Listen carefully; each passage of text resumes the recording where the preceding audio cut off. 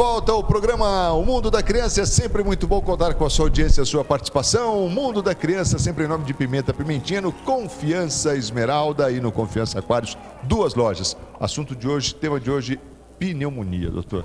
Então, Marcos, nós já falamos sobre a preocupação com os fogos de artifício e agora nós vamos falar de um assunto que tem a ver com uma doença infecciosa muito comum dessa época do ano.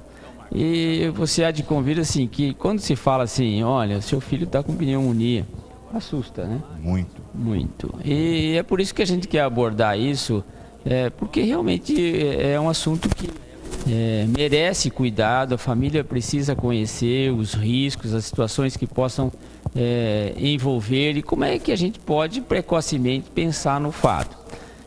Então, é uma das doenças infecciosas da época, Marco, mais comum. Você tem todo o sistema respiratório, você pode ter situações infecciosas, desde as rinites, as rinofaringites, as amidalites, as sinusites, as bronquites ou apenas traqueite, e isso vai caminhando até chegar nas pneumonias, né? E a gente tem uma imagem, só para a gente recordar, do sistema respiratório. Vamos ver o que vai ficar doente nas pneumonias. Então aí nós temos aí, desde a boca lá, né? A boca, em seguida já começa a faringe, está descendo aí, bem claro aí em azul, né? E vai até a traqueia, chega nos brônquios, e nos brônquios aí nós temos que terminam sempre nos alvéolos, que é uma demonstração da figura do lado direito da sua tela. Temos 2 imagens ali que representam os alvéolos. E aí nós vamos falar que realmente qualquer parte dessa pode infeccionar. Mas à medida que a gente caminha com uma infecção para dentro do pulmão, sempre é uma situação mais importante, de uma situação de mais risco.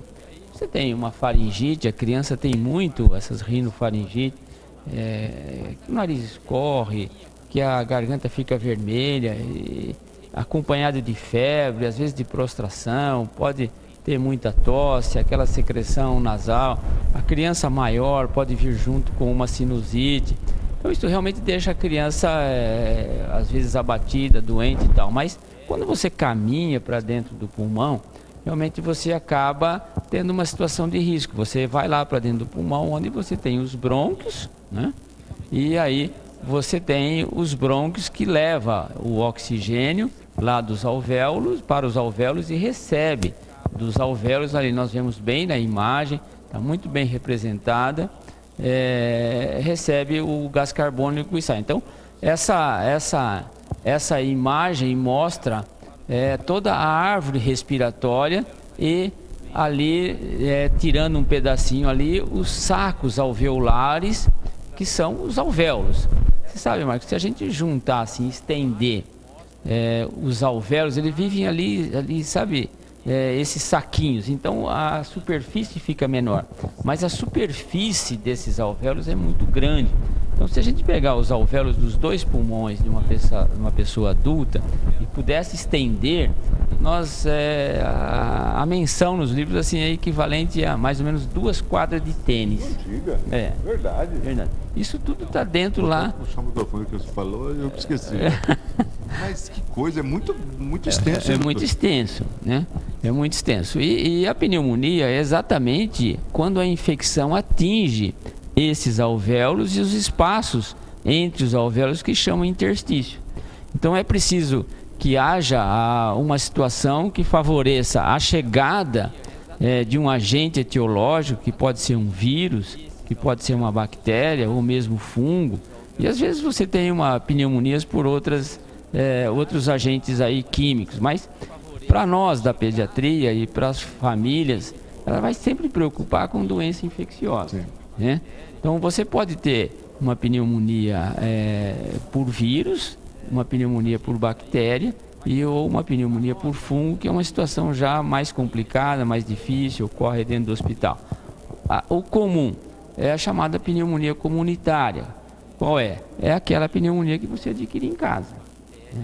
Então você não está no hospital, você não está num ambiente de trabalho hospitalar, nem unidades básicas de saúde, etc. Mas você adquiriu na sua casa, você aparece com uma pneumonia. Então a criança da escola, da creche, quer dizer, é a pneumonia chamada comunitária, que você adquire lá em casa. Então, essa imagem mostra essa árvore respiratória que nós mostramos, e em seguida, para localizar, Marcos, aí veja, para a gente entender melhor. Que esse aí são os alvéolos. E aí nós temos esses dois alvéolos, um diferente de outro. Esse do lado mais à direita da sua tela, que está lá coloridinho, vermelhinho, bonitinho, mostrando bem ali a transparência do sangue passando por ali livremente, é diferente do outro lado, em que a gente tem, nas células alveolares, tem uma secreção anormal, uma secreção purulenta, uma circulação diferente.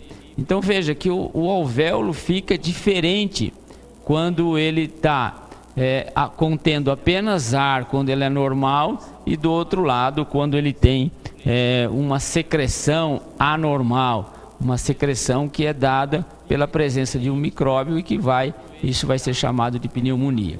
Então isso é importante, porque quando nós fazemos um raio-x para diagnóstico, é diferente, nós vamos ter a oportunidade de mostrar, quando você tem uma imagem de um pulmão normal e uma imagem de um pulmão que tem secreção anormal, que tem líquido anormal, que tem uma vascularização diferente.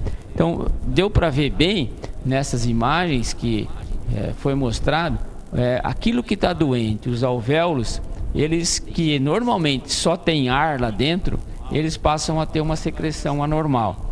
E essa secreção anormal é que vai dar, que é o quadro de pneumonia, e que para o diagnóstico a imagem radiológica vai ser diferente, né? Então a gente pode ir ali novamente voltando para ver se é o pulmão normal, certo? É a árvore brônquica e o parênquima pulmonar, alvéolos, interstícios. Isso aí está funcionando normalmente. Agora, nós vamos ter uma infecção, olha lá, é a pneumonia, certo? Que é em geral uma infecção aguda, né? E como começa? Na criança isso é muito comum, Marcos. Você tem lá uma criança que começou com um quadro de nariz escorrendo, pouca tosse, às vezes até está brincando, e aí modifica esse quadro para um quadro de aumento da tosse, para um quadro de mais secreção e acompanhado de um estado geral mais comprometido.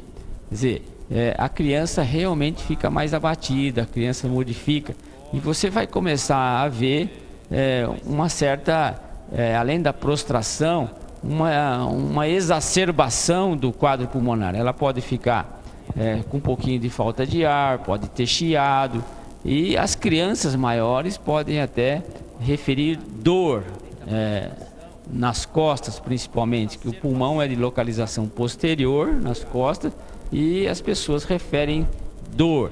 A criança pequenininha, é claro que não tem isso. Ela tem apenas um quadro clínico que chama atenção ela piorou, a mãe. Mas, ela começou com resfriado há 2 dias, 3 dias, e eu estou muito preocupada, porque hoje ela não se alimentou, a febre não abaixa, a tosse aumentou muito, era uma tosse pouca, esporádica, e aumentou muito. Então, mas é um quadro gripal que, em geral, evolui para uma situação clinicamente mais dramática. E aí, então, o profissional é obrigado a pensar num agravo desse resfriado e para uma situação já de uma contaminação mais importante, e aí sempre o diagnóstico a ser pensado é de uma pneumonia. Bom, rapidinho para o intervalo, a gente volta na sequência para falar mais de pneumonia. Temos que falar sobre diagnóstico. Pois é. Só para completar, né? Vamos rapidinho pro intervalo. Vou mandar um abraço pro meu amigo Walter Garcia. Tô com frio sim, porque não tá frio aí na sua casa, não. Você tá onde, meu filho? A gente volta daqui a pouquinho, não sai daí não. Até já.